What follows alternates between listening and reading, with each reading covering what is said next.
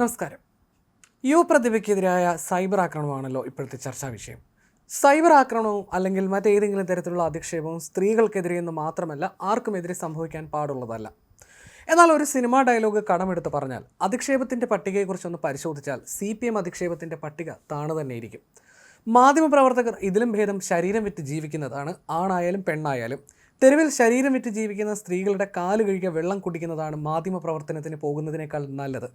ഇത് പറഞ്ഞത് പുരോഗമന നിലപാട് സ്വീകരിക്കുന്നുവെന്ന് അവകാശപ്പെടുന്ന CPMൻ്റെ ഭാഗമായി ഇന്നലെ മാധ്യമങ്ങൾക്ക് മുന്നിൽ പൊട്ടിക്കരഞ്ഞ പ്രതിഭ തന്നെയാണ്. ഇപ്പോൾ പ്രതിഭയ്ക്കെതിരെ ലീഗ് നേതാവ് നടത്തിയ പരാമർശത്തിൽ UDF സ്ഥാനാർത്ഥിയായ ലിജു അപലപിച്ചെങ്കിലും അന്ന് പ്രതിഭ നടത്തിയ അധിക്ഷേപത്തെ ഒരു സഖാവും അപലപിച്ചതായും കണ്ടില്ല.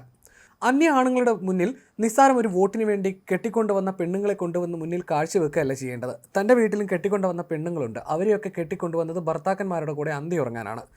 കല്യാണം കഴിയുമ്പോൾ തറവാട് നോക്കണമെന്ന് പറയുന്നത് ഇതിനൊക്കെ വേണ്ടിയാണ്. രാഷ്ട്രീയത്തിലേക്ക് ഇറങ്ങിയാൽ ഇതല്ല, ഇതിലും വലുത് കേൾക്കേണ്ടി വരും. അതിനൊക്കെയുള്ള ഉളുപ്പുണ്ടെങ്കിൽ ഇറങ്ങിയാൽ മതി. ഈ പറഞ്ഞതിനെതിരെ കേസ് വേണമെങ്കിൽ കൊടുത്തോളൂ, നേരിടാൻ അറിയാം. കഴിഞ്ഞ വർഷം തദ്ദേശ തെരഞ്ഞെടുപ്പ് ഫലം പുറത്തു വന്നപ്പോൾ ഇത്തരമൊരു അധിക്ഷേപ പരാമർശം നടത്തിയതും മറ്റാരുമായിരുന്നില്ല, ഒരു സഖാവ് തന്നെയായിരുന്നു. മാത്രമല്ല അന്ന് ഈ വാക്കുകൾ കേട്ട് കൂടെ നിന്നവരും കൈയടിക്കുകയും ചെയ്തിരുന്നു. അതേതായാലും കോൺഗ്രസ്സുകാരും BJPക്കാരുമാണെന്നുള്ള ക്യാപ്സ്യൂൾ ഇറക്കാൻ കഴിയില്ല. ഇനി അങ്ങനൊരു ക്യാപ്സ്യൂൾ ഇറക്കിയാൽ തന്നെയും അത്ഭുതപ്പെടാനില്ല. കാരണം സഖാക്കളാണ്, അതിനപ്പുറം എന്തും സംഭവിക്കാം. പുതുപ്പള്ളി ഉപതെരഞ്ഞെടുപ്പ് കാലത്ത് മുൻ മുഖ്യമന്ത്രി ഉമ്മൻചാണ്ടിയുടെ മകൾ അച്ചുമ്മനെതിരെ സൈബർ ആക്രമണം നടത്തിയതും സൈബർ സഖാക്കൾ തന്നെയായിരുന്നു. അച്ചുമ്മൻ്റെ ചിത്രങ്ങളും വീഡിയോകളും പോസ്റ്റ് ചെയ്തുകൊണ്ടായിരുന്നു പ്രചാരണം. വലിയ രീതിയിലുള്ള സൈബർ ആക്രമണവും സോഷ്യൽ മീഡിയ പ്ലാറ്റ്ഫോമുകളിൽ അന്നുണ്ടായി. കണ്ടന്റ് ക്രിയേറ്ററായ അച്ചു ധരിക്കുന്ന ബ്രാൻഡഡ് വസ്ത്രങ്ങളും ബാഗുകളടക്കമുള്ളതിൻ്റെ വിലയടക്കം പ്രചരിപ്പിക്കുകയും അപകീർത്തികരമായ രീതിയിലടക്കം ചിത്രീകരിക്കുകയും ചെയ്തുകൊണ്ടായിരുന്നു അന്നത്തെ അധിക്ഷേപം.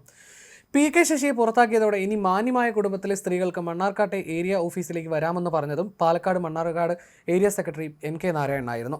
കോൺഗ്രസ് നേതാവ് അരിത ബാബുവിനെ കറവക്കാരിയെന്ന് അധിക്ഷേപിച്ചതും സഖാക്കളായിരുന്നു. 2015 മുതലാണ് അരിത ബാബുവിന് ഇത്തരത്തിലുള്ള സൈബർ ആക്രമണം നേരിടേണ്ടി വന്നിരുന്നത്. ഒരു മഹതി വിധവയായിപ്പോയി, അത് അവരുടെ വിധി, ഞങ്ങളാരും ഉത്തരവാദിയല്ല എന്ന് KK രമി നിയമസഭയിൽ അധിക്ഷേപിച്ചതും CPM നേതാവായിരുന്ന MM മണിയായിരുന്നു. ഗവൺമെൻറ് ഗസ്റ്റ് ഹൗസിൽ കുടിയും സകല പണിയും ഉണ്ടായിരുന്നു. പെമ്പിളെ ഒരുമ നടന്നു, അന്ന് സകല വൃത്തികേടും നടന്നിട്ടുണ്ട് അവിടെ എന്ന പ്രയോഗവും വീണതും മണിയുടെ വായിൽ നിന്ന് തന്നെയാണ്.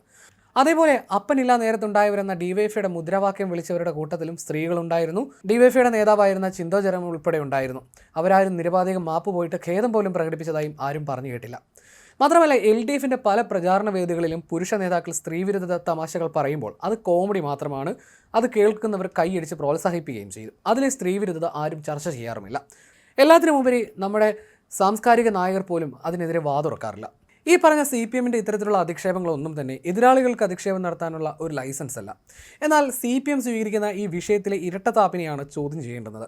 ഏതായാലും പ്രതിഭയ്ക്കെതിരായ ലീഗ് നേതാവിൻ്റെ വിവാദ പരാമർശത്തിൽ തെരഞ്ഞെടുപ്പ് കമ്മീഷനും ഇടപെടൽ നടത്തിയിരിക്കുകയാണ്. ഇന്ന് ഉച്ചയ്ക്ക് 1 മണിക്ക് മുൻപ് നടപടിയെടുത്ത് അറിയിക്കാനാണ് തെരഞ്ഞെടുപ്പ് കമ്മീഷൻ നിർദ്ദേശം നൽകിയിരിക്കുന്നത്. ആലപ്പുഴ കളക്ടർക്കാണ് തെരഞ്ഞെടുപ്പ് കമ്മീഷൻ നിർദ്ദേശം നൽകിയത്. പരാമർശത്തിൽ ഇർഷാദ് ഖേദം പ്രകടിപ്പിച്ചെങ്കിലും നിയമ നടപടിയുമായി മുന്നോട്ട് പോകാനാണ് പ്രതിഭയുടെ തീരുമാനം. ഇന്ന് തെരഞ്ഞെടുപ്പ് കമ്മീഷനും പോലീസിലും പരാതി നൽകുമെന്നും പ്രതിഭ വ്യക്തമാക്കിയിരുന്നു. അതേസമയം പ്രതിഭയുടെ തന്നെ മുൻകാല പരാമർശങ്ങൾ ആയുധമാക്കിയാണ് UDFിൻ്റെ മറുപടി.